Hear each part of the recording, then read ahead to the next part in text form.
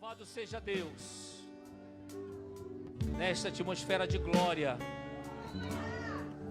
querendo aproveitar bem o nosso tempo. Está conosco aqui o nosso amado, querido, Pastor Robson.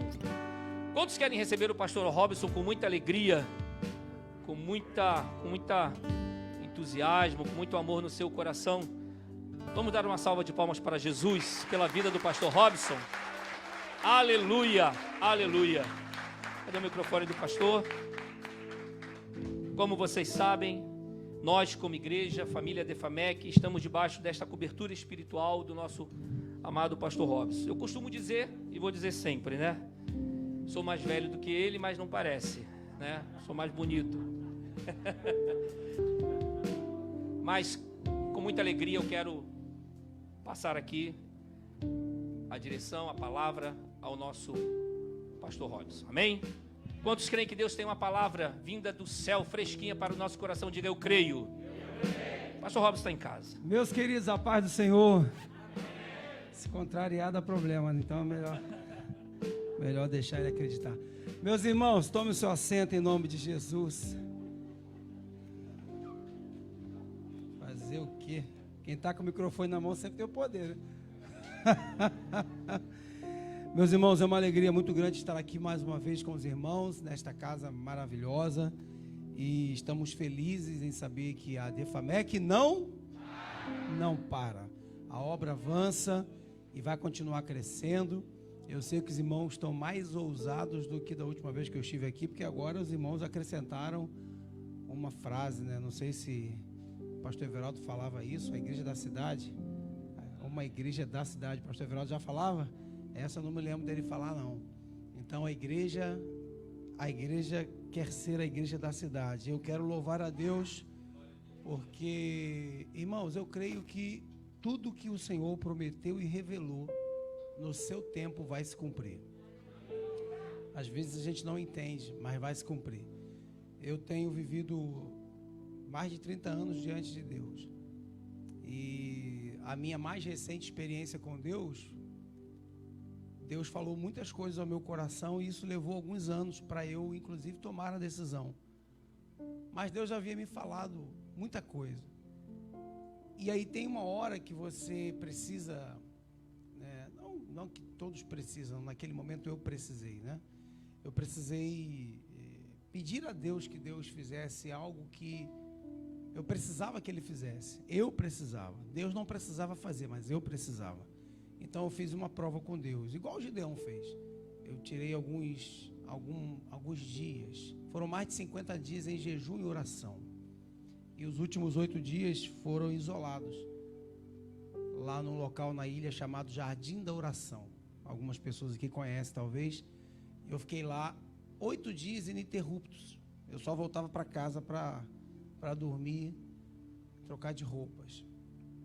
E esperando Deus falar algo que eu desejava muito que Ele falasse.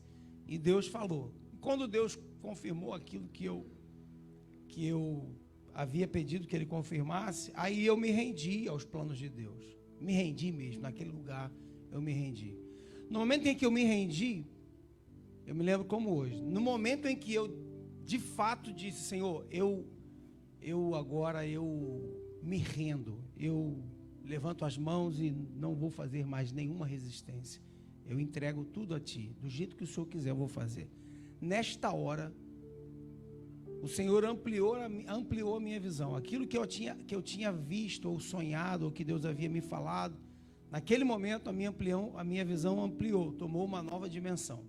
E aí eu vi algo que eu nunca tinha visto, com uma proporção que eu não tinha visto ainda. E eu fiz uma oração a Deus nos meses que se seguiram.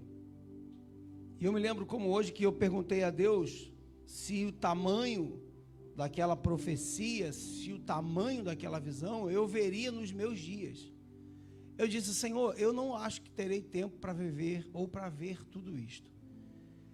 E o Senhor começou a cumprir algo que eu também aprendi a apreciar ao longo da vida, que são algumas passagens que a gente vai lendo, mas não mergulha, não entende. Muita coisa na Bíblia, a maioria delas a gente lê e não entende.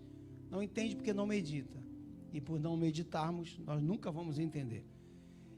E aí eu me lembro que, lendo uma palavra profética do profeta Joel, que diz que ele restituiria os anos que haviam sido consumidos, eu passei a viver isso. Aquilo que Deus havia me prometido, que eu achei que não se cumpriria no tempo que eu achei que dentro da minha matemática humana, eu falei, Senhor, é impossível essas coisas acontecerem, todas elas nos meus dias. Eu já não tenho mais 18 anos, não tenho mais 20 anos. Eu disse para Deus, naquele momento eu falei, Senhor, eu estou com 40, na época eu estava com 44, 43 anos, para 45 talvez, e hoje eu tenho 48, foi há pouco tempo isso. E Deus então, no momento em que eu me rendi, eu vi o Senhor fazer em 3 anos o que eu não vi nos últimos 10 ou 15 anos. O que eu quero dizer com isso, irmãos? Dentro já, entrando na mensagem, que a gente não tem muito tempo, que o pregador que chegou atrasado, né? O pregador, tudo um problema. Quando a gente se alinha ao propósito de Deus, as coisas começam a acontecer de uma forma que foge à nossa razão. Então eu vou ensinar um segredo para você, de quem já viveu 30 anos. Não é uma doutrina, é apenas uma experiência. As doutrinas, todas que nós precisamos, estão na palavra. Não precisamos de mais nenhuma delas. Nenhuma doutrina nova nós precisamos. No nosso tempo, nós aprendemos a viver experiências, que da Bíblia os homens de Deus já viveram. E aí eu vou lhe contar uma experiência, um segredo. Um segredo. Nada do que você imagina que Deus vai fazer vai acontecer da forma que você imaginou. Dificilmente vai acontecer da forma que você imaginou.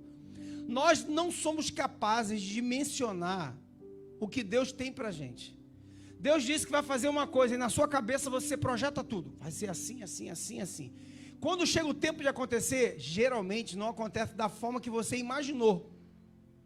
Porque a forma de Deus não é a nossa forma. E eu vou dizer outra coisa, sempre, sem exceções, sempre Deus faz muito melhor do que aquilo que você imaginou. Sempre.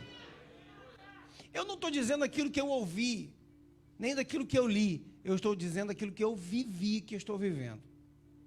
Então eu gostaria nesta noite tão especial, é hoje que está abrindo ou foi ontem que começou?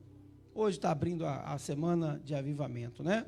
Eu quero compartilhar com você um texto que você já leu muitas vezes, mas eu vou fazer menção a outros textos, mas eu quero compartilhar com você esse texto aqui de Moisés, no momento em que ele é chamado por Deus, no livro de Êxodo, no capítulo 3, versículo 7, a Bíblia diz assim, e disse o Senhor, tenho visto atentamente a aflição do meu povo que está no Egito, e tenho ouvido o seu clamor por causa dos seus exatores, porque conheci as suas dores.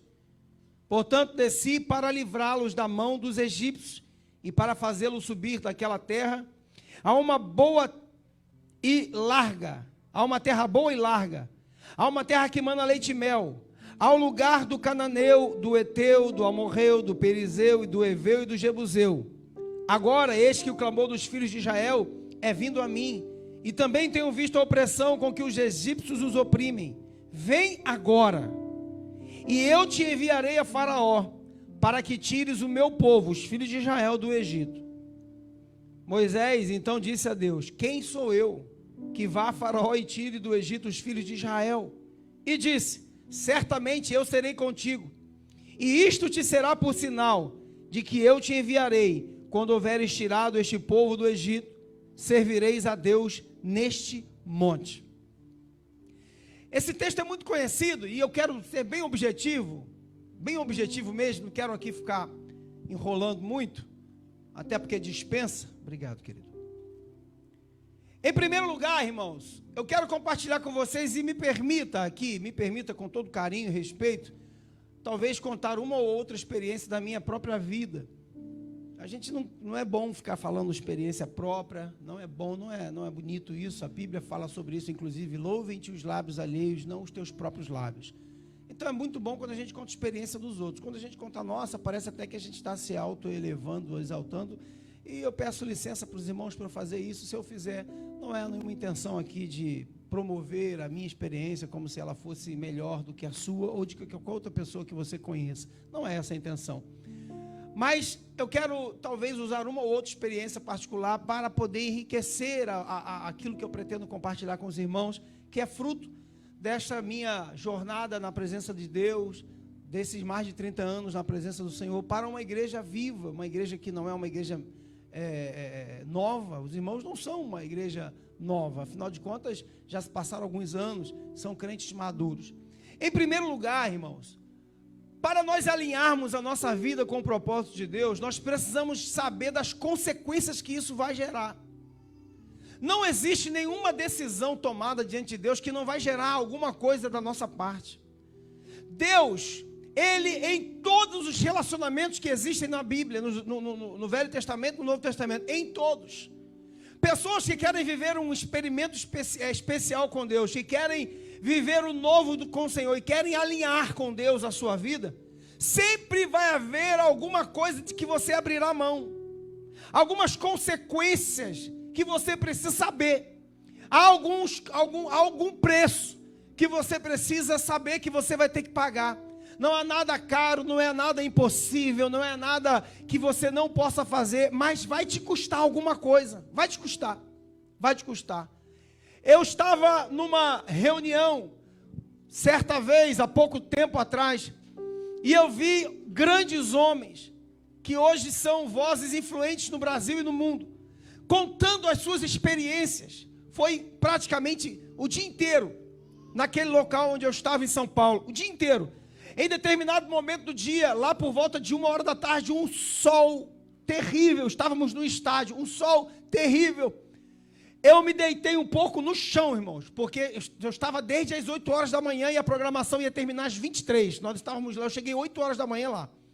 Às 13h30, 13h40, aquele sol bateu e eu deitei no chão, falei: Senhor, eu estou sendo bombardeado com essas mensagens que esses pastores, que esses irmãos e irmãs estão compartilhando conosco.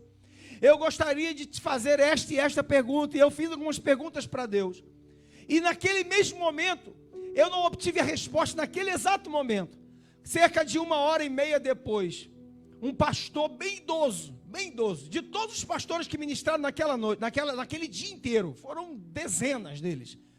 Aquele pastor bem idoso, talvez o mais idoso de todos os pastores que se apresentaram naquele dia, ele contou uma experiência tão profunda, que aquilo me cativou de uma forma tão intensa, que os meus pensamentos foram sequestrados pelo Espírito de Deus. Eu fui sequestrado nos meus pensamentos, Deus me raptou os pensamentos, e eu fui levado a uma dimensão espiritual no meu entendimento, e Deus falou comigo de uma forma tão clara, irmãos, tão clara, e Ele disse assim ao meu coração: para alguns eu pedirei tudo, e para outros eu pedirei nada. Irmãos, eu não entendi nada que Deus falou, eu não entendi nada, e aquilo aconteceu por volta de 13h30 da tarde, ou quase 14 horas, e eu fiquei as próximas horas questionando a Deus: Senhor, eu não entendi, para alguns o Senhor vai pedir tudo, e para outros o Senhor vai pedir nada, eu não entendi. Então eu fiquei naquela luta em questionamentos, entrava pastor, saía pastor, entrava cantor, saía cantor, entrava testemunho, saía testemunho, e eu ali lutando com Deus: Senhor, me faz entender isto, o Senhor me revelou isso aqui agora, eu não vou para casa com esta dúvida, por favor, me faz entender isso. E lá pelas 17 horas, Deus me deu um entendimento claro daquilo. Eu estava numa batalha em oração, e o Senhor me fez entender claramente. Ele disse assim: algumas pessoas construíram muitas coisas, tomaram decisões, fizeram suas faculdades, construíram suas vidas, planejaram sua vida, estão com a sua vida no controle, está tudo indo muito bem para muitas pessoas. Algumas pessoas conseguiram realizar sonhos que milhares de outras jamais conseguirão. Para algumas dessas pessoas eu pedirei tudo que eles construíram, eu pedirei tudo que eles alcançaram, eu pedirei toda a formação que eles obtiveram, e eu não abrirei mão de nada, eu vou querer tudo deles. E Ele disse assim ao meu coração: se você quiser viver tudo aquilo que eu tenho planejado e tenho te revelado, você vai ter que me entregar tudo o que você construiu até hoje. Irmãos, eu tenho 48 anos de idade, eu tenho uma família, eu tenho filhos, eu tenho uma profissão, eu tenho meu salário, eu tenho a minha casa, eu tenho meu patrimônio, eu tenho uma história. E Deus falou: eu vou pedir tudo, para que você veja tudo, viva tudo. Eu estava orando esses dias, alguns meses atrás, pastor Marcelo é testemunha disso, porque nós estamos vivendo lá, e é por isso que a nossa igreja se chama Atos 29, porque nós queríamos viver o que os apóstolos viveram, e a história acabou no capítulo 28, e a história da igreja não acabou ali, o livro de Atos termina ali, mas a história não para, a história continua, e esta é a razão da nossa igreja lá no Rio, se chama Atos 29, porque nós queremos continuar a história que foi iniciada pelos apóstolos. Então eu comecei a dizer: Senhor, a história nunca parou, a história nunca vai parar. Nós somos a igreja do capítulo 29. A história continua em nós, começou com os apóstolos, continuou com os pais da igreja, continuou na igreja medieval, continuou na igreja reformada, continuou com os avivalistas dos séculos passados, continua conosco, eu e você. Somos a igreja que está vivendo a história que continua, a história que não para. Eu não sou o autor da história, o autor da história não é apóstolo Paulo, o autor da história não é João e nem é Pedro. Por que eles não podem ser os autores? Porque eles foram apenas personagens desta história, mas o autor da história é Jesus. Inclusive o livro de Atos nem deveria ser chamado de Atos dos Apóstolos, o livro de Atos deveria ser chamado Atos de Jesus através dos seus discípulos. Era esse que deveria ser o livro de Atos, era esse o nome, Atos de Jesus. Por que Atos de Jesus? Porque quando Lucas começa a escrever a história de Atos, inclusive é uma continuação do livro de Lucas, não eram dois livros, era apenas um livro. E quando foi feita a separação dos livros da Bíblia, eles tiveram que segregar uma parte da história de Lucas, e aquela primeira parte foi chamada de Evangelho de Lucas. A segunda parte, que era um só escrito, foi chamado de Atos dos Apóstolos. E o livro de Atos começa assim: eu estou te escrevendo, ó Teófilo, conforme eu escrevi no primeiro tratado, eu estou escrevendo agora no segundo, porque a obra que esse Jesus, que eu comecei a contar no primeiro testamento, ela continua, mas agora ela continua através dos discípulos dele. Ele disse para os seus discípulos, para eles ficarem em Jerusalém, ele disse por 40 dias, enquanto ele esteve vivo, andando com os seus discípulos aqui na terra, para eles ficarem em Jerusalém. E aí quando chega no capítulo 2, ele escrevendo para Teófilo, aconteceu algo sobrenatural, e ele diz assim: teve uma manhã, num lugar, no cenáculo, era uma manhã, era festa na cidade, a cidade estava cheia, e de repente, eu pesquisei isso aqui, todo mundo que viveu aquele dia me contou isso, de repente, por volta de 9 horas da manhã, um som barulhento como de um vento impetuoso, invadiu aquele cenáculo. Lá estavam Pedro, João, Tiago, os discípulos, estavam as Marias, e estavam cerca de mais 100 homens e mulheres, orando, e de repente foram vistas sobre eles línguas como de fogo, e eles começaram a falar em novas línguas às 9 da manhã. E eu vou lhe dizer, ó Teófilo, naquele dia às 9 da manhã, Pedro tomou a palavra e começou a pregar, e ele explicou para todo mundo o que estava acontecendo. Isso que vocês estão vendo aqui nesta manhã, ninguém está bêbado, na verdade está se cumprindo o que o profeta Joel disse, que nos últimos dias, diz o Senhor, eu derramarei do meu Espírito sobre toda a carne. E Pedro estava dizendo, é isso que está acontecendo aqui. O Espírito Santo veio sobre nós, e ele perguntou o seguinte para aquela multidão: se vocês querem, entenderam, aceitem esse Jesus. 3.000 pessoas se entregaram a Cristo. Você acha que a história continua, que a história parou ali? Nunca mais parou, nunca mais. E Deus então falou no meu coração. Eu estava orando ao Senhor, e eu disse: Senhor, faz outra vez, faz de novo, faz no meu dia, faz com os meus irmãos e irmãs desse tempo. Eu li sobre a história de Wesley, eu li sobre o avivamento de Azusa, eu li sobre o avivamento da Inglaterra, eu li sobre a reforma protestante com Lutero, com Zwinglio, com Calvino, eu li a história dos reformadores, eu li a história de Moody, eu li a história do avivamento de Gales com Evan Roberts. Eu comecei a ser inflamado com estas mensagens, com essas histórias, e eu comecei a orar: Senhor, faz de novo, faz outra vez, faz dos meus dias, faz desse tempo, faz agora. E eu disse para o Senhor: me dá o que o Senhor deu para esses homens, me dá o que o Senhor deu para esses homens. Levou 2 anos para Deus me responder esta oração. Algum tempo atrás Deus me respondeu assim: eu vou te dar o que eu dei para aqueles homens, se você me der o que eles me deram também.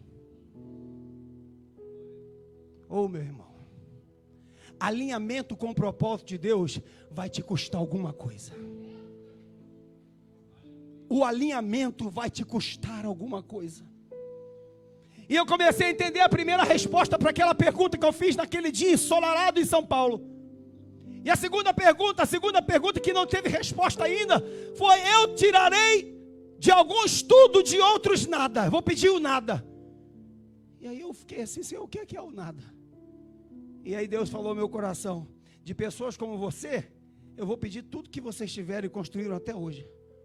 Mas eu também vou pedir de alguns jovens que estão sonhando fazer faculdade, que estão sonhando começar as suas vidas, estão fazendo planos para casar, para viajar para outro continente, para construir a sua vida em outro lugar, estão pensando em fazer assim, estão projetando as suas carreiras. Eu vou tomar deles isto, eu vou pedir, eu vou pedir deles isto. Quantos jovens estarão sendo chamados por Deus para um alinhamento, e quando você fizer os seus planos, eu vou fazer assim, Deus vai dizer assim: não, esse plano é para fulano, fulano eu quero que seja advogado, outro eu quero que seja médico, outro eu quero que seja doutor, outro eu quero que seja assim, mas você, eu quero integralmente para a minha obra. Antes que você tenha qualquer coisa na tua vida, antes que você tenha alguma coisa, eu vou te pedir o nada. Eu não quero nada seu, eu quero você por inteiro. Antes que você tenha alguma coisa para abrir mão, eu quero tudo. E esse tudo é o nada. Eu não sei quantos jovens estão aqui me ouvindo esta noite, mas uma coisa eu vou lhe dizer, meu irmão: antes que você comece a projetar a sua vida para algumas coisas, talvez Deus requeira tudo de você. Talvez. Alinhamento com o propósito de Deus vai custar alguma coisa. Quando Deus chamou Moisés para libertar o povo de Israel, Moisés disse assim: Senhor, eu não sou a menor pessoa. Mas ele era. Ele era uma pessoa que tinha uma característica que nenhum outro hebreu tinha. Deus colocou Moisés no palácio de Faraó, não foi por acaso. Deus colocou Moisés para ser treinado como príncipe, não foi por acaso. Algumas pessoas, irmãos, não são forjadas dentro da casa de Deus. Algumas pessoas estão sendo forjadas por Deus em algum outro lugar. E a gente pensa que o único lugar onde Deus prepara pessoas para a sua obra é aqui. Enquanto Pedro, João, Tiago e Bartolomeu e Filipe e Tomé estavam ao lado de Jesus sendo treinado com o mestre dia a dia, Paulo estava na escola de Gamaliel, estava no meio da fé religiosa dos fariseus, sendo forjado na mais dura doutrina, sendo forjado com a melhor teologia da época, sendo forjado a ser disciplinado com a maior rigidez daquela época. Enquanto Pedro e Paulo estavam sendo treinados aqui, Deus estava treinando Paulo lá do lado de fora. Você precisa estar aberto ao que Deus está fazendo. E Deus estava preparando Moisés lá dentro do palácio de Faraó, porque chegaria o tempo do alinhamento, chegaria o tempo dos propósitos de Deus se cumprirem. E sabe por que Deus foi buscar Moisés? Porque não havia ninguém em Israel com mentalidade de príncipe. Todo mundo tinha mentalidade de escravo, e Deus não podia libertar uma nação inteira com alguém que está com mentalidade de escravo. Deus precisava de alguém que tivesse mentalidade de príncipe, mentalidade de conquistador, mentalidade de alguém que não tem medo dos inimigos, que vai conquistar o inimigo. Então eu vou dizer uma coisa para você aqui, a Defamec, em nome de Jesus: vocês têm um grande desafio ali do outro lado da rua. Se você tiver com mentalidade de escravo, você nunca vai alcançar aquilo ali, nunca vai. Mas eu quero profetizar em nome de Jesus: essa igreja tinha um pastor que tinha mentalidade de príncipe, esta igreja tem uma liderança que tem mentalidade de príncipe, e esta igreja é composta de homens e mulheres com mentalidade de conquistadores, mentalidade de conquistadores. Então, para você alinhar ao propósito de Deus, você precisa mudar a sua mentalidade. Se eu tivesse que dar um conselho para você, eu daria o primeiro esta noite: para aqueles que querem se alinhar ao propósito de Deus e querem ser conquistadores, como diz o tema desta semana, que vocês estarão a semana inteira ouvindo, primeiro, aprendam a viver com uma mentalidade de conquistadores. Nós não somos escravos, nós não somos miseráveis, nós não somos os coitados, nós não somos os medíocres, nós somos príncipes, filhos do rei, nós somos aqueles que somos chamados, aqueles que o nosso Deus é o rei dos reis, o Senhor dos senhores, e nós somos chamados embaixadores dele. Então, meu irmão, não tenham medo. Só desafia uma igreja para ter 7.000 membros quando se está num lugar que só cabe 200 pessoas empilhadas, 200 pessoas aqui, se você botar um em cima do outro.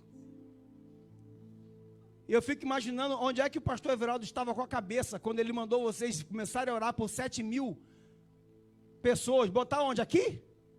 Aqui? Só se você construísse a Torre de Babel aqui, meu irmão. Não dá. É porque mente de conquistador é assim.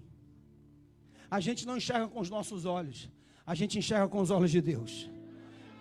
Ô meu irmão, então eu quero dizer em nome de Jesus, aprenda a alinhar o seu propósito com o propósito de Deus e entenda que isto vai te custar alguma coisa. E a primeira delas é, você vai ter que mudar a sua forma de pensar. Existem muitas pessoas que que gostam de sentar na cadeira da vítima o tempo todo. Tudo dá certo para todo mundo, menos para você. Você é o coitado. Você é o que Deus esqueceu. Deus faz com todo mundo, menos com você. Irmãos, algumas pessoas ficam confortavelmente na cadeira da vítima. E Moisés talvez tenha querido ocupar esse lugar. Ele disse assim, Senhor, eu não sou a pessoa ideal que o Senhor está pensando, não. Eu não sei falar, esse povo não vai me ouvir. Eu saí de lá fugido porque eu matei uma pessoa. Eu não tenho condição nenhuma de fazer o que o Senhor está me pedindo. Nos versículos seguintes, Deus começa a dar sinais para ele de que ele era realmente uma pessoa que seria usada para fazer aquilo. E aí Moisés contra-argumenta. É uma das poucas passagens na Bíblia que você vê, parece que Deus ali, ele ficou um pouco nervoso.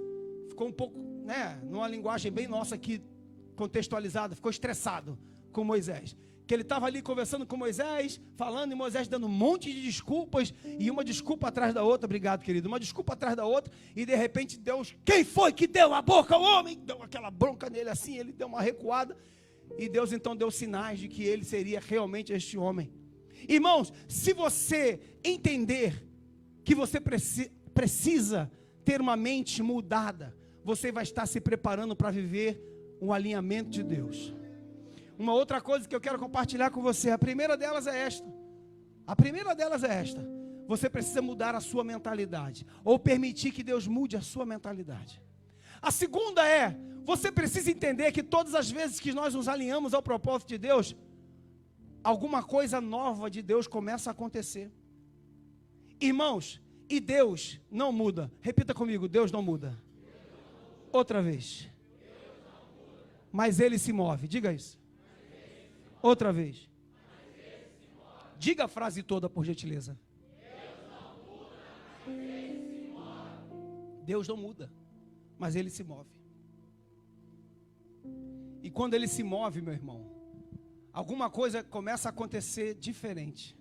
O propósito de Deus nunca vai mudar, mas a forma como Ele age através do tempo muda.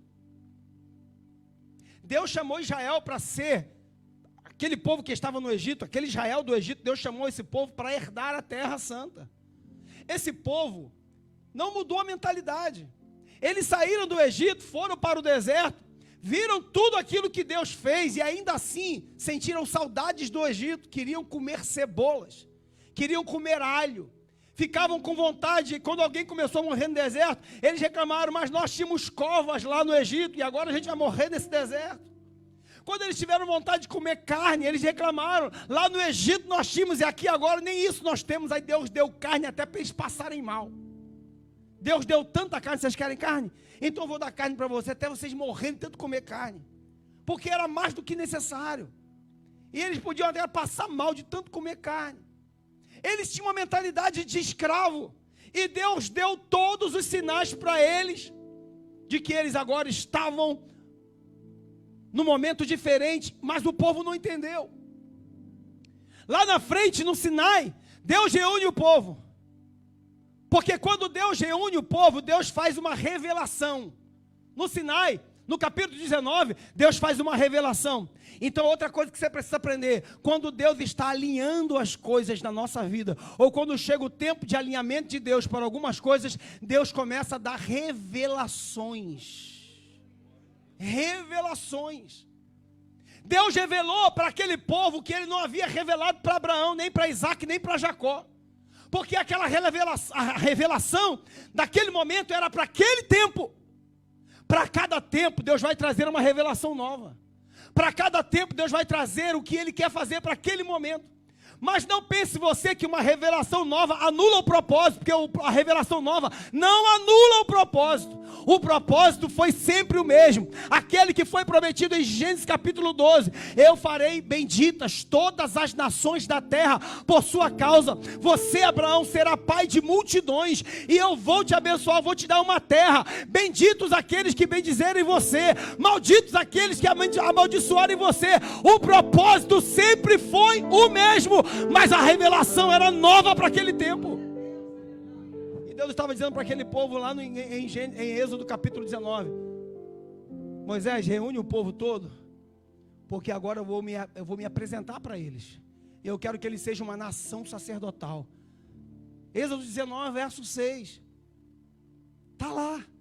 No capítulo 20, o povo diz para Moisés: Moisés, nós não queremos. Quando Deus veio naquela glória toda, o povo se assustou e disse para Moisés: Moisés, nós não queremos. Nós estamos com medo de morrer. Vá você, suba um monte, fala com Deus. Deus fala com você e você fala com a gente. Eles abriram mão da nova revelação de Deus. Deus não ia falar só com Moisés, Deus ia falar com toda a nação. Deus ia se apresentar a toda a nação. Nos capítulos da frente, 20, 21, 22 e 23, Deus vai separar uma tribo para ser uma tribo de sacerdotes, que era a tribo de Levi. Não era esse o plano original de Deus. O plano original de Deus era que aquele povo todo fosse uma nação sacerdotal. Porque Deus queria que Israel fosse uma nação sacerdotal para todo o mundo. Deus nunca mudou o seu propósito. Eles abriram mão daquele momento. Eles abriram mão daquela revelação. Eles não entenderam o alinhamento de Deus naquele ponto, naquele momento. Você acha que Deus desistiu? Deus não desistiu. Primeiro, aquela geração inteira faleceu no deserto, mas a promessa de Abraão se cumpriu. O propósito estava de pé. Deus levou uma nova geração para Canaã. Deus esperou pacientemente. Eu vou lhe dizer uma coisa que sempre doeu no meu coração, essa expressão. Antigamente, aquele pastor aqui da tenda, que nós fizemos o culto lá, vocês conheceram aquele pastor lá naquele dia? Eu conheci aquele pastor quando ele era jovem, e ele cantava uma música. Você busca depois na internet uma canção que diz assim, ó: que não passe de nós o teu espírito, que não seja preciso que se levante outra geração que vá adiante. Alguém lembra dessa canção, dos mais antigos? Ele é um compositor desta música. Ele cantava aquilo quando eu tinha 20 anos de idade, 18 anos de idade. Ele era um jovem pastor, um jovem cantor na época, e ele ficou famoso. Essa música, meu irmão, varreu o Brasil inteiro cantava esta canção. Quando eu comecei a ouvir essa canção, me dava arrepios. Porque, meu irmão, a música diz assim: Senhor, que não passe de nós o teu espírito, que não seja preciso que se levante outra geração, que se cumpra na minha geração o que o Senhor tem para esta geração. Então eu tenho ensinado para Atos 29, estou compartilhando aqui para a Defamec, que não seja preciso que se levante uma geração nova para conquistar Canaã, que a próxima geração conquiste o que tiver para eles, mas nós vamos conquistar o que está para nós nesse tempo. E foi profetizado aqui 7.000 vidas. Eu não vou esperar morrer para isso. Eu não vou esperar os meus filhos crescerem para isso, meu irmão. Isto vai acontecer. Deus revelou ao servo dele. Eu vou dizer: este tempo é agora. Esse tempo está acontecendo. Você vai viver esse tempo e nós vamos conquistar. Quantos conquistadores estão aqui? Quantos conquistadores estão aqui? Meu irmão, se você não tem fé para levantar a mão, não levanta não. Mas eu quero que você, se você tem fé, levante a mão. Eu quero falar com conquistadores. Conquistadores enxergam longe. Conquistadores enxergam longe. Conquistadores enxergam longe. Então eu vou dizer para você agora uma coisa que pode ser precipitado, que eu vou dizer agora. Pode ser precipitado, mas para quem tem visão de conquistador não é precipitado. Eu vou profetizar: o novo templo da Defamec já nasceu pequeno, já nasceu pequeno, já nasceu pequeno. porque Deus vai dar essa cidade para essa igreja. Deus vai dar essa cidade, Deus vai dar essa cidade. Só os conquistadores adoram, só os conquistadores adoram, só os conquistadores adoram. Adore ao Senhor, adore ao Senhor. Eu navegarei, eu navegarei, eu navegarei. Navegue no oceano do Espírito, no oceano do Espírito. Seja cheio do Espírito, seja cheio do Espírito. Seja cheio do Espírito. Ao Deus do meu amor. Aleluia, eu adorarei. Eu adorarei Ao Deus da minha vida. ao Deus da minha vida, Que me compreendeu que me compreendeu sem nenhuma explicação. sem nenhuma explicação. Então adora o Senhor, adora o Senhor e clame a Ele. Espírito, Espírito, Que desce como fogo. Oh, glória a Deus. que desce como fogo. Eita Deus, eita Deus. Vem como em Pentecoste Rabande, calashui, recalabanda, ra. Heriando, e quebrando. enche-me de novo. Rebande, comende, que achui, recalabanda, rabacas. Espírito, Henry, achui, calabanda, hebia. Romende, calabanda. que desce como fogo. Asui, recancho, rabanda, ra. Queimando, Vem como em Pentecoste e enche-me de novo. aleluia. Os conquistadores comecem a olhar pelos olhos da fé. Comecem a olhar pelos olhos da fé. Comecem a olhar pelos olhos da fé. O novo templo cheio de vidas. As células se multiplicando por toda a cidade de Barra de São João, de Rio das Ostras. As células vão crescer. As casas de paz vão se multiplicar. Os Natanaéis vão chegar. É o tempo da conquista. É o tempo da conquista. É o tempo da conquista. Sente-se adorando, sente-se adorando, sente-se adorando. Glória a Deus, glória a Deus, glória a Deus. Glória a Deus, glória a Deus. Arrecandu, remanda. E aí você pensa que Deus desiste dos seus propósitos?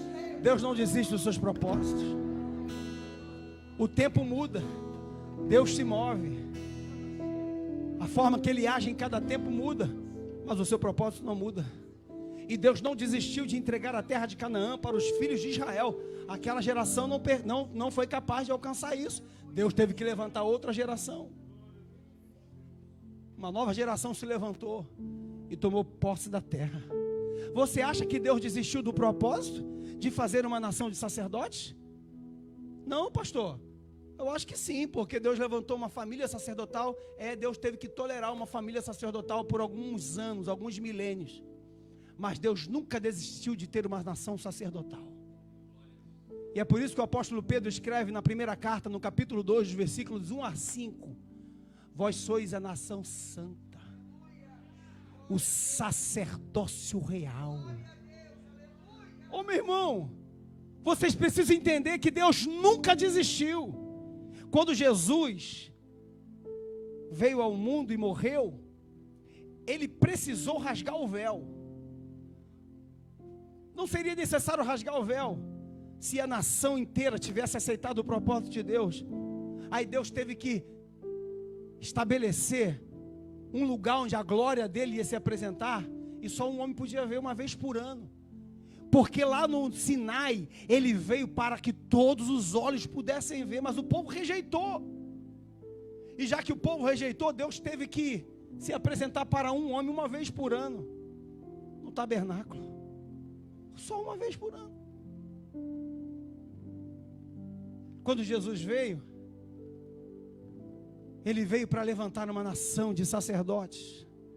Ele veio para levantar filhos sacerdotes. E quando ele morreu na cruz, ele nos deu direito a todos outra vez de sermos sacerdotes diante dele. E ele, na sua morte, Deus rasgou o véu. E quando Deus rasgou aquele véu, Ele estava dizendo com todas as palavras: eu estou restabelecendo o meu propósito que foi feito à nação de Israel lá no Sinai. E agora não só os judeus vão poder ser sacerdotes para todo mundo. Agora todas as pessoas, de todas as línguas, de todas as nações, de todos os povos, de todas as raças, de todas as idades, serão sacerdotes. Nós somos sacerdotes de Deus. Nós somos homens e mulheres que podemos ministrar diante de Deus. E alguém poderia dizer: Senhor, pastor, mas o sacerdócio se manifestava no templo. É por isso que foi proposital aquela conversa de Jesus com a samaritana em João capítulo 4, quando ela perguntou: Senhor, aonde nós devemos adorar? Neste templo ou naquele templo que dizem os pais dos judeus? Nossos pais dizem que é nesse, os vossos pais dizem que é naquele. E Jesus disse: não, chegou um novo tempo, está havendo um novo alinhamento. Deus está alinhando as coisas outra vez. E aí ela não entendeu nada, e ele completou: olha, os verdadeiros adoradores não vão precisar de um templo agora para poderem ministrar diante do Pai, porque agora o Pai, Ele está buscando adoradores que possam adorá-lo em espírito e em verdade, em qualquer lugar. Está chegando o tempo em que eu vou levantar um grupo de sacerdotes, e vocês todos serão sacerdotes. E Jesus falou isso para uma samaritana. Por que ele não escolheu uma judia para falar isso? Ele escolheu uma samaritana, porque a samaritana era rejeitada para os judeus. Eles não podiam nem fazer parte das promessas. Aí Jesus escolheu uma samaritana, foi de propósito, para dizer: todas as pessoas terão acesso a esse ministério sacerdotal. Você precisa entender, meu irmão, que quando Deus, Ele está alinhando as coisas, Ele dá a revelação. E quando tem uma nova revelação, é porque tem um novo tempo de Deus para nós vivermos. Se você está entendendo isso, diga amém. Mude a mentalidade. Perceba que todas as vezes que Deus está estabelecendo alinhamento, Ele vai mudar a nossa mentalidade. Ele quer que nós mudemos a nossa mentalidade. E todas as vezes que Deus está alinhando o seu propósito, nós precisamos entender a revelação. Qual é a revelação para este tempo? Qual é a revelação?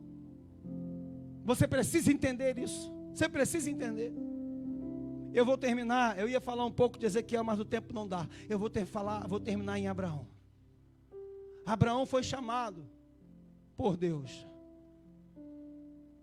E quando Abraão foi chamado, no capítulo 12 de Gênesis, você precisa entender essa outra parte do alinhamento.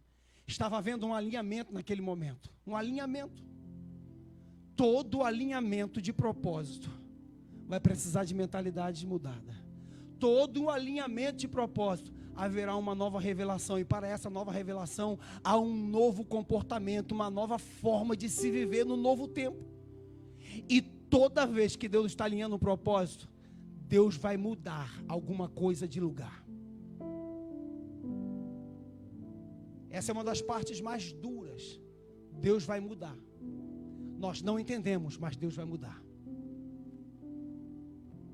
Ainda hoje eu pergunto a Deus, nas minhas orações, por que Deus fez toda essa mudança nesta igreja? Por que Deus precisou mudar o que foi mudado? Talvez a eternidade me explique com mais detalhes. Mas eu sei que Deus está alinhando propósitos. Deus está alinhando propósitos. E todas as vezes que Deus alinha propósito, meu irmão, alguma coisa Ele vai requerer de nós. E Ele está requerendo, e vai continuar requerendo. E vai continuar requerendo. Eu digo para você, em nome de Jesus, com toda a minha certeza, e esta palavra você pode chamar de profética, de revelação, você chama de que você quiser. É uma palavra de entendimento. O pêndulo do relógio vai para um lado e vai para o outro. Vai para um lado e vai para o outro. Até a hora que ele cruza o ciclo dos 60 minutos, aí ele dá aquele sinal. Os relógios antigos faziam isso. Ele dava aquele sinal das badaladas. Quando as badaladas estão acontecendo, é porque um novo ciclo está começando. Esta igreja está vivendo uma badalada do relógio. Um novo ciclo está começando. Eu vou deixar um pouco para você meditar, para que esta palavra entre no seu coração e Deus te dê entendimento. Deus está trazendo um novo ciclo, um novo tempo. E por mais que você não entenda, é isso que Deus está fazendo. Por mais que a gente não entenda, é isso que Deus está fazendo. E Deus movimenta coisas. Deus movimenta pessoas. E Deus sempre fez desta forma. Eu vou mencionar para você o livro de Ezequiel, só para você entender. A hora não me permite mais. Ezequiel foi chamado por Deus, e Deus revelou para ele uma linda e poderosa revelação. Ezequiel 47. Aquela linda revelação do rio. Quando Deus começa a revelar para Ezequiel aquele rio, todos nós imaginamos que aquilo tem uma revelação, tem uma coligação, uma ligação com a ação e o agir do Espírito Santo em nossas vidas. Também tem, meu irmão, mas é algo muito mais profundo do que só isso que a gente está acostumado a ouvir. Só isso que você está acostumado a ouvir, como se aquela palavra fosse só isso, mas não é. Deus leva uma visão, uma revelação nova para Ezequiel. E Ezequiel, ele vê aquele rio. E ele vai entrando naquele rio, e a água dá pelos artelhos dele. E aí a visão continua. Chega um momento que a água chega aqui nos lombos dele. E ele vai sendo levado por aquele anjo que vai medindo de 1000 côvados em 1000 côvados. A cada 1000 côvados, ou seja, a cada cerca de 500 metros, Ezequiel andava um pouco mais, e aí ele chegava num novo nível. Até que ele chegou no último nível, são 4 níveis. No último nível ele não conseguia mais andar, absolutamente nada, ele não conseguia mais andar. E quando termina os 4 níveis, Deus traz ele de novo para a beira do rio. A gente está acostumado só a ler os 4 níveis. Não, mas ele volta para a beira do rio. E quando ele chega na beira do rio, Deus mostra para ele árvores de um lado e de outro. E são árvores frutíferas, de todo tipo de árvores. Você só escutou ou só se acostumou com uma parte da revelação. Você tem que ter a revelação toda. Para começar, as medidas não começam com as águas nos artelhos. Quando você lê Ezequiel 47, você tem que pegar a revelação toda. Não começa com as águas nos artelhos, começa antes. Antes dele entrar nas águas, o anjo já estava medindo. Você precisa entender, meu irmão, que antes que o movimento aconteça, antes que os sinais comecem a se manifestar, em primeiro nível, Deus já estava fazendo alguma coisa antes. Bem-aventurados são aqueles que percebem o mover de Deus sem antes os sinais começarem a se manifestar. Há pessoas que querem ver sinais. Há pessoas que precisam de sinais para começarem a perceber que Deus está fazendo. Mas há aqueles que não precisam dos sinais visíveis, porque eles são tão íntimos de Deus, que eles já estão vendo Deus agir antes que as coisas comecem a acontecer. Eles começam a sentir o cheiro das coisas. É por isso que o livro do profeta Jeremias, uma mensagem que uma vez eu preguei lá na nossa igreja, Deus revelou para Jeremias uma árvore, e Jeremias viu uma árvore, e havia um galho frutífero, e Deus perguntou para ele: o que você vê, Jeremias? Eu vejo um galho, um ramo de amendoeira, e você vê aquilo, e você não entende nada. Por que que Jeremias viu aquilo? Porque o novo tempo de Deus estava começando, e ele percebeu. E a gente lê aquilo, a gente não está acostumado, porque não é na nossa cultura. Mas aquela árvore, ela frutifica, ela começa a gerar os primeiros sinais de vida, ainda no inverno. É a primeira árvore a florescer em pleno inverno, quando todas as árvores estão secas, sem folhas, e ela produz a primeira sinais de vida. E todo judeu, quando vê aquela árvore, ele percebe: a primavera está chegando, a primavera está chegando, a primavera está chegando. No meio do inverno, ela dá sinais, e Jeremias toma aquela visão, e Deus pergunta: o que você vê? Eu vejo um ramo de amendoeiras. E Deus diz: você viu bem. Meu irmão, bem-aventurados são aqueles que no meio do deserto, no meio do inverno denso, quando as coisas estão todas desfavoráveis, quando os sinais são cinzentos, não há nada nítido, e você é uma daquelas pessoas que consegue ver: a primavera está chegando, a primavera está chegando, a primavera está chegando. Começa, meu irmão, a guardar os casacos, começa a preparar roupas quentes, porque você não vai mais andar devagar na neve. Deus está te chamando para correr no verão. Deus está chamando você para colher frutos da primavera. Há um novo tempo de Deus, a primavera se aproxima e você precisa entender que o alinhamento de Deus está se manifestando. E Deus então começa a contar as coisas antes, e Ezequiel vê tudo isso, e ele vai andando até o final. É óbvio que aquilo ali são níveis de relacionamento com o tempo de Deus.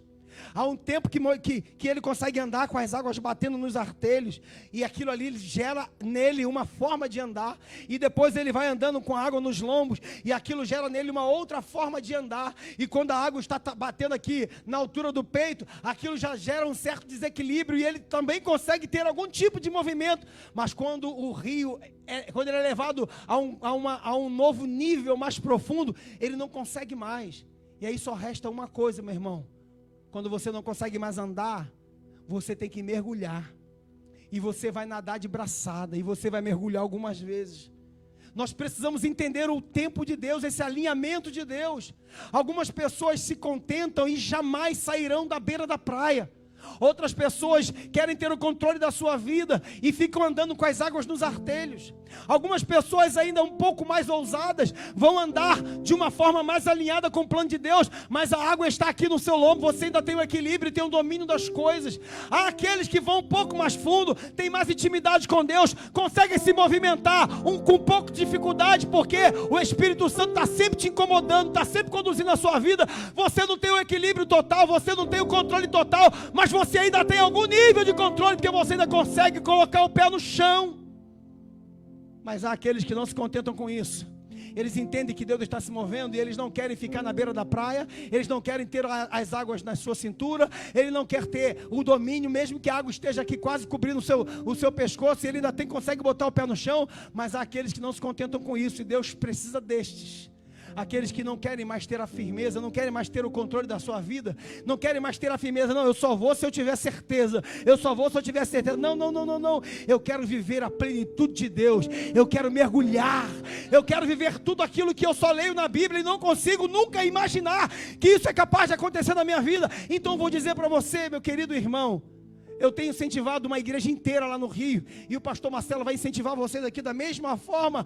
Nós não podemos ser uma igreja, não há mais tempo, não há mais condição. Pelo menos essa é a geração que eu estou inflamando. Eu estou tentando ser essa voz, pelo menos lá no Rio, eu estou tentando ser essa voz. Não queremos ser uma igreja comum, não queremos ser uma igreja normal, não queremos ser uma igreja que toma o domínio das coisas, não queremos viver nas mesmices que sempre ouvimos. Eu sei que os meus pais na fé me deixaram uma boa herança, mas alguns deles limitaram o agir de Deus, alguns deles colocaram cercas entre as igrejas. Os crentes não podem falar com o crente de outra igreja. A gente agora só tem uma denominação, a gente levanta a bandeira da Batista, a bandeira da Assembleia de Deus, a bandeira da Presbiteriana. Chegou o tempo que uma nova geração se levanta. Nós não defendemos bandeiras denominacionais, nós não defendemos dos nossos usos e costumes, nós queremos mais de Deus, queremos mergulhar no rio, queremos viver a plenitude de Deus, queremos ser guiados por Ele. As barreiras não nos separam mais, as barreiras denominacionais não nos separam mais. Tem uma canção antiga que diz assim: não importa a igreja que tu és, se a sombra do Calvário tu estás, se o teu coração é igual ao meu, dá-me a mão e meu irmão serás. Vamos conquistar, vamos avançar, vamos viver o tempo novo de Deus, vamos entender a revelação de Deus para esse tempo. E aí, quando Ezequiel termina de experimentar esse nível, Deus leva ele de novo para a beira da praia. Vai começar de novo? Não, Deus levou ele para ver o que havia acontecido. De um lado e de outro do rio haviam árvores frutíferas de toda espécie. Então receba essa palavra para esta igreja. Eu profetizo aqui o que eu profetizo lá na Ilha do Governador. Nós vamos começar a ver frutos que nós nunca vimos. Se você chegar lá no outro lado, no nível profundo, quando você perder o controle de tudo e deixar Deus guiar a sua vida, Deus vai começar a agir aqui na beira da praia. Ah, meu irmão, Deus vai começar a levantar árvores frutíferas do lado de cá. E você vai perceber que Deus faz dos dois lados, não é só de um lado. Você pensa que é só do seu lado. Não, meu irmão, a grama nasce nesse lado e nasce do lado de lá também. Deus está fazendo coisa nova em toda parte. Você pensa que Deus vai agir só aqui, você quer enquadrar Deus aqui. Deus não é enquadrado, não pode ser enquadrado por ninguém. Se você viver o tempo de Deus, você vai ver a grandeza de Deus sendo manifestada de toda forma, em toda parte. E quando Deus chamou Ezequiel para revelar isso, Deus estava nos deixando um grande ensinamento. E eu volto aqui para Abraão, porque Abraão recebeu essa palavra, e ele teve que se comportar com o novo tempo. Ele teve que se alinhar ao propósito. Sabe o que Deus falou para ele? Sai da tua terra. Sai da tua terra. Senhor, será que é necessário mesmo? É necessário. É necessário. Talvez tenha sido essa a razão do pastor Marcelo ter sido movido de lá para cá. Você acha que era meu plano? Nunca foi. Mas Deus está movendo coisas que nós precisamos entender o mover de Deus. Mas eu vou lhe dizer uma outra coisa muito forte. Você acha que o pastor Marcelo vai ficar aqui por muito tempo? Pelo tempo que for necessário. Porque Deus está movendo coisas no nosso tempo. Ai, pastor, pelo amor de Deus, eu estou preparando o seu coração para o grande mover de Deus, que já começou, não vai começar, já começou. Deus está alinhando este povo, Deus está alinhando este tempo, Deus está alinhando esta comunidade de irmãos e irmãs. Você que está aqui, você pode, uma vez que você está entendendo essa revelação de Deus, você pode pedir para ir embora, abandonar e nunca mais aparecer aqui, meu irmão. Mas se você ficar, você está sendo enquadrado pelo alinhamento de Deus. Aleluia.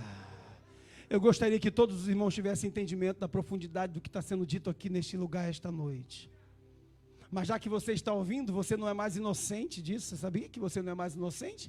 Inocentes são aqueles que não sabem, mas agora você sabe. E Deus está alinhando você. Ai, pastor, pelo amor de Deus, não me bota medo. Não te boto medo, não. Eu te ponho privilégio. Você está sendo privilegiado por estar sendo alinhado com Deus aqui nesta noite. Você está sendo privilegiado. Abraão estava ali. Oh, meu Deus, será que é necessário? Você está sendo privilegiado. Eu estou revelando para você o meu plano. Eu farei de ti uma grande nação. Eu te abençoarei. Eu abençoarei todos os teus descendentes. E Abraão passou a peregrinar numa terra que ele nunca foi herdeiro dela. Ele nunca foi. Mas cada passo de Abraão era profético. Cada passo de Abraão era profético. Ele não morou em lugar nenhum, ele não foi dono de nada. Ele só caminhou. A missão dele era caminhar. A missão dele era peregrinar.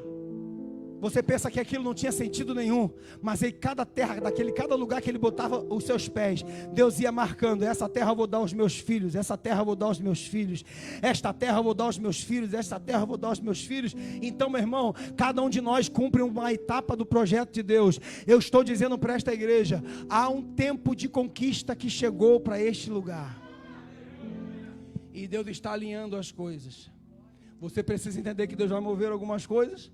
Você precisa entender que Deus vai dar uma mentalidade nova para você. Você precisa entender que Deus está revelando algo novo. E quando Deus revela algo novo, nós precisamos nos comportar de maneira diferente para esse novo tempo de Deus.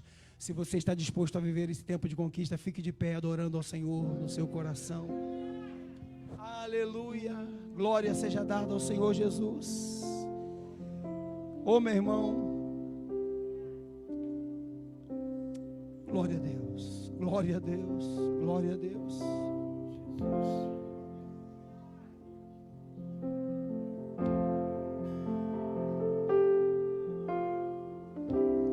É complicado dizer isto, porque algumas pessoas podem pegar para si de forma equivocada. Mas alguns de vocês traçaram planos para a sua vida.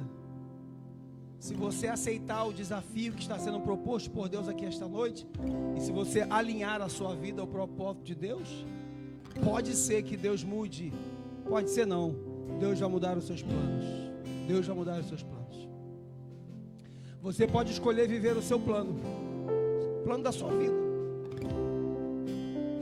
Você vai viver até o final dela.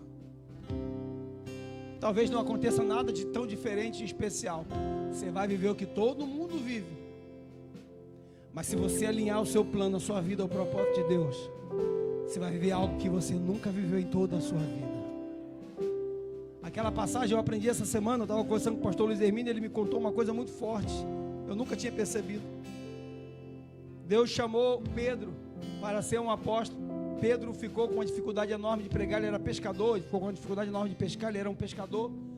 E aí o Senhor Jesus falou para ele assim: lança a tua rede do outro lado do barco. E ele disse assim: mas eu pesquei a noite toda, não tem peixe. E o Senhor então disse assim para ele: mas por favor, estou pedindo para você lançar. E Pedro disse: por tua palavra eu farei isso. O texto bíblico diz que ele lançou as redes. Eram tantos peixes, que o barco quase afundou. Eles tiveram que pedir ajuda dos outros barcos que estavam próximos. Parece um equívoco, uma coisa absurda, mas quando o barco estava lotado de peixe, e Pedro ia ganhar um bom dinheiro, mas um bom dinheiro, talvez dinheiro passar o resto do ano dele. Aí quando o barco estava lotado de peixe, Jesus disse assim: agora vem e segue-me. E é claro, a Bíblia diz que ele largou o barco para trás e foi embora. É um absurdo isso. Você pede um milagre de Deus, aí Deus vai escancar a porta para você, Deus te dá tudo que você pede. Aí quando Deus te dá, aí diz assim: agora vem comigo. Aí Pedro larga tudo e vai embora. Eu estava conversando com o apóstolo Hermínio no final de semana, ele disse assim para mim: pastor Robson, Deus nunca quer ser a última opção na sua vida, Deus quer ser a única opção da sua vida. Foi por isso que ele deixou Pedro escolher: ó, agora eu te dei tudo que você queria. Você não queria? Ó, pescaria, você ficou rico agora. E aí Pedro: não, mas eu quero viver o teu propósito, eu quero me alinhar ao teu propósito. Então larga tudo, porque eu farei de você pescador de homens. Eu não sei qual nó que isso está dando na sua cabeça, mas na minha me virou ao avesso. Deus não quer ser a sua última opção. Quando você não tem mais nada que fazer, então agora eu vou servir a Deus, vou entregar tudo para Deus. O quê? Quando não tem mais nada, Deus não quer ser a última opção, Deus quer ser a sua única opção. Eu quero isso, eu quero. Foi por isso, meu irmão, que quando ele pediu a Abraão o filho, Deus não queria o filho de Abraão, Deus queria Abraão. Deus não quer o que você tem, Ele quer você. Porque o que você tem já é dele, foi Ele que te deu. Então Ele não quer o que você tem, Ele quer saber onde está seu coração de verdade. Deus testa você todos os dias. Você pensa que não, todos os dias você está sendo testado por Deus. Guarde isso no seu coração. Você passa por pequenos testes todos os dias. Aprenda a se alinhar com o plano de Deus. Coloque a mão no seu coração, deixa eu orar por você, porque senão eu vou pregar até meia-noite aqui. Começa a descer uma revelação nova e a gente quer empolgar e quer entregar. Então deixa eu orar por você. Senhor, visita o teu povo esta noite. Senhor, nós teremos uma semana inteira aqui de revelações, de palavras proféticas. Pai, este é o tempo e este é o tema que o Senhor trouxe para este tempo, para nós meditarmos aqui por 7 dias. Senhor, é um tempo de conquista, alinhando o nosso propósito ao Senhor. Foi essa revelação que o Senhor deu ao teu servo ano passado, e nós estamos vivendo esta revelação aqui neste tempo. O Senhor está abrindo o nosso entendimento, o Senhor está abrindo o nosso entendimento e está nos trazendo uma revelação, que nós possamos aprender a viver neste tempo, porque uma grande conquista está pela frente. O Senhor já nos deu sinais, nos entregou aquele imóvel ali do lado, Senhor, sem termos a menor condições. A chave já está na mão desta igreja. Ó Deus, nós não sabemos ainda ao certo como será, mas temos certeza que o Senhor está no controle de todas as coisas, e nós conquistaremos esta terra. A nossa visão é a visão de Caleb, a nossa visão é a visão de Josué. Os gigantes estão na terra, o desafio é grande, mas o Senhor está conosco, e os gigantes cairão e a terra será nossa, porque o Senhor é um grande Deus, e o Senhor nos chama para viver esse novo tempo. Abençoa esta igreja poderosamente, em nome de Jesus. Amém e amém. Os conquistadores alinhados com o propósito, adore a Deus com palmas e com glórias. Adore a Deus com palmas e com glórias, em nome de Jesus, em nome de Jesus. Aleluia, aleluia. Deus te abençoe.